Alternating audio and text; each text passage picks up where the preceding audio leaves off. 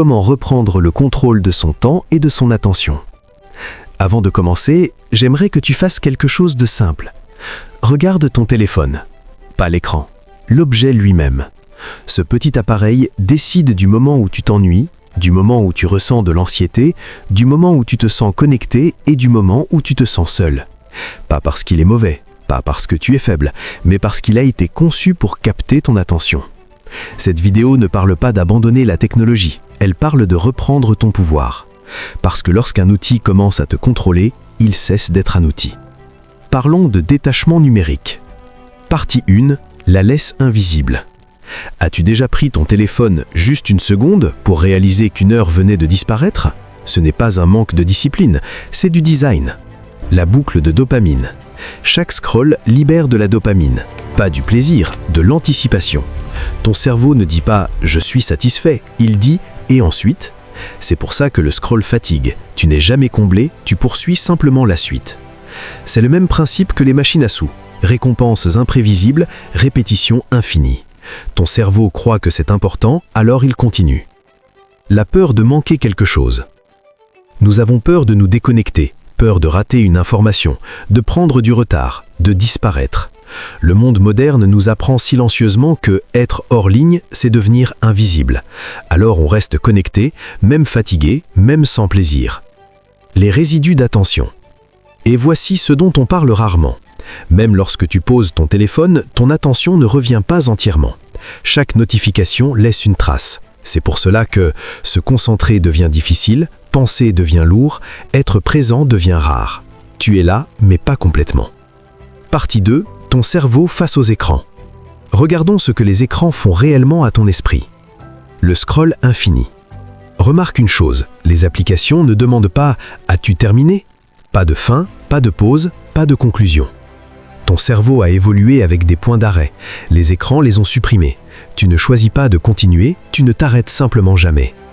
Attention superficielle versus attention profonde. La réflexion profonde nécessite du silence. Les écrans entraînent l'inverse. Changement rapide, interruption constante, attention fragmentée. Après une surconsommation d'écran, beaucoup disent « je n'arrive plus à me concentrer ». Tu n'as pas perdu ton intelligence, tu as perdu la profondeur. La délégation cognitive. Ton téléphone se souvient de tout à ta place. Les numéros, les dates, les directions, même tes pensées. Au début, c'est pratique, puis lentement, quelque chose change. Tu fais plus confiance à l'appareil qu'à ton propre esprit. La commodité devient dépendance. Partie 3, poser des limites. Le détachement ne signifie pas disparaître, il signifie choisir. Le coucher numérique. Ton cerveau a besoin d'un signal indiquant que la journée se termine. Les écrans font exactement l'inverse. Et c'est ceci, aucun écran 1 heure avant de dormir. Pas comme une punition, comme une protection. Le sommeil s'améliore, l'esprit ralentit, le système nerveux se repose. Les notifications. La majorité des notifications ne sont pas urgentes, ce sont des interruptions déguisées en importance. Demande-toi, est-ce que ceci mérite vraiment d'interrompre ma vie maintenant ? Tu ne dois pas un accès immédiat à ton attention à Internet. L'espace analogue. Les écrans remplissent le vide, alors récupère-le. Marche sans écouteurs, écris à la main, lis des livres papier. Reste assis sans stimulus. Au début, c'est étrange, puis apaisant. Partie 4, reprendre concrètement. L'audit du temps. Observe ton temps d'écran pendant 1 semaine. Pas pour te juger, pour voir clairement.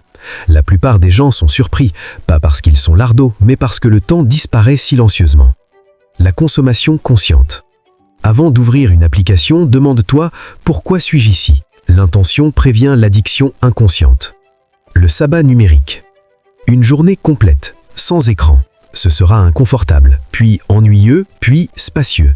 Les pensées reviennent, la clarté s'installe, la créativité se réveille. Déconnecter ne te fait pas perdre la vie, souvent elle te la redonne. Partie 5, au-delà des écrans. La puissance de l'ennui.